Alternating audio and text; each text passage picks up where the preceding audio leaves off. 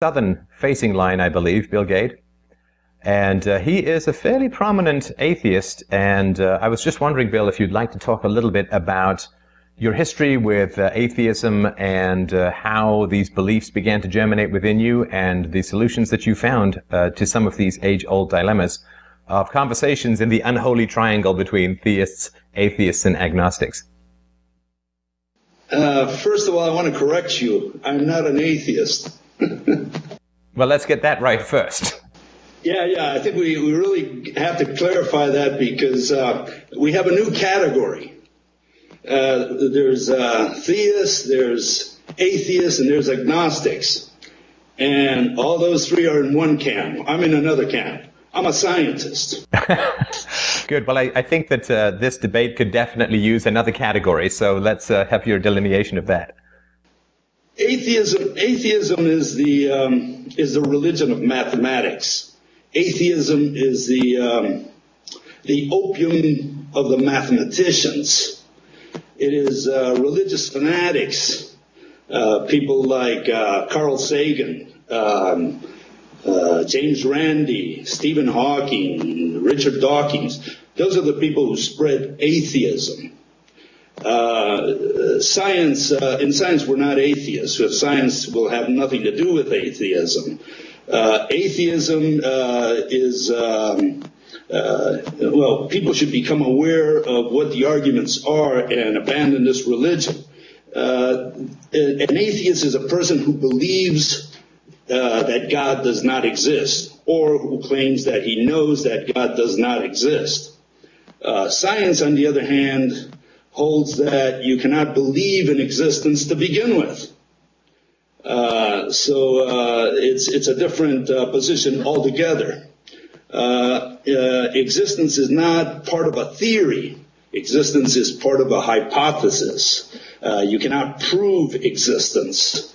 Nevertheless, what people choose to believe is their personal business and doesn't concern science. Belief is not a scientific matter. It is not an integral part of the scientific method. In fact, I always do a very simple experiment, a very simple argument to debunk atheism. And we can do it right now with you, and if you can do it with your friends, always in the presence of a trained atheist. And here it goes. Prove to me that your left hand exists this very moment. Can you do that? That would be, my proof would be that there is material sense evidence of my left hand existing. Now, I could be faking it. It could be some animatronic thing and so on. So it's not a perfect proof, but there is at least evidence for my left hand existing in the effect that it has upon matter and energy, and the fact that it is composed itself of matter and energy, which interplays with other... So you're saying I have to run so let me understand this correctly. Are you saying we have to run an experiment to prove the existence of my chair? I'm not sure what you mean by experiment, and perhaps that you can define existence, because if we rush past those terms, then it's really hard to have a good discussion. Well, the point here that I'm trying to make is that, you cannot prove the existence of your hand or of your bed this very moment. Maybe you could prove your hand. You could say, well, here, I'll show you my left hand. But if I asked you to show me your bed, you would not be able to show it this very moment. And would that mean that your bed does not exist because you cannot prove it to me? Well, okay, but there's two categories of existence, I would argue. The first is it can potentially exist. In other words, it is not a self-contradictory entity. So, for instance, if I said there's a dry desert at the bottom of the ocean, that's a contradictory proposition. If I said a square circle exists, that's a contradictory proposition. If I said that a horse can live in deep space unaided, that would be a contradictory proposition. So if I said that my bed was composed of fire and ice and immune to gravity, yet susceptible to gravity, and put forward all of these contradictory definitions, then we would know for sure that the bed did not exist. Now, if I said my bed is, it's a mattress and a box spring and a headboard, and it conforms to the natural laws of physics and reality, then I haven't proven to you that my bed does exist, but I have proven to you, or at least I've established a definition, wherein you can accept that it is possible for my bed to exist. In other words, the existence of my beds and the definition of what my bed is doesn't violate the known laws of physics. Does your bed exist or not? Well, as I'm saying, there's two categories, right? So you can't say that my bed doesn't exist if it conforms to the laws of physics. Like, I can't say there's no carbon-based life forms on another planet, because there could potentially be. I can say that there are no oxygen-breathing, carbon-based life forms that live on the surface of the sun, because that would be a complete impossibility. So my bed could exist if it conforms to the laws of physics, but if it doesn't, then it can't exist. I think that's quite complicated, what you just said. I'm asking a yes or no type of question, black or white. Does your bed exist or not? Well, yes, my bed exists.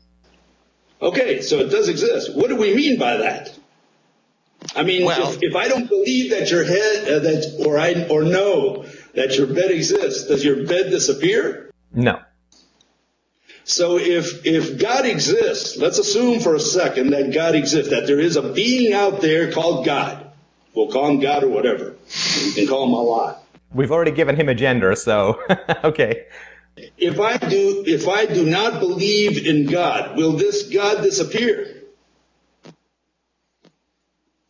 Well, if you don't believe in God, then it's not just an opinion. Hopefully, it's something that is rational and philosophical and scientific and empirical and so on. This is my question. I want my question to be answered. Does God disappear? Does he vanish because I refuse or I don't believe in God? Well, if God exists subjectively, then he does not cease to exist if you disbelieve in him. Hopefully. Just like my chair, hopefully it does not disappear because I refuse to believe in it. Right. And sorry, go ahead. My point, Stefan, let me get to the point. My point is that belief has absolutely nothing to do with existence. There is no provision for belief or knowledge or faith or wisdom in the definition of exist.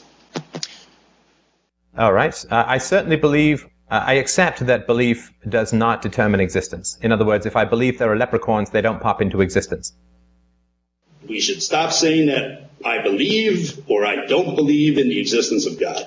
Yeah, I mean, I agree with you because then it says it's more of an opinion. The way that I talk about it is I say that I accept that there is no such thing as God. I accept that there is no such thing as a contradictory entity or consciousness without matter or a being who's both omniscient and omnipotent because these are contradictory entities. I accept that such a being cannot exist.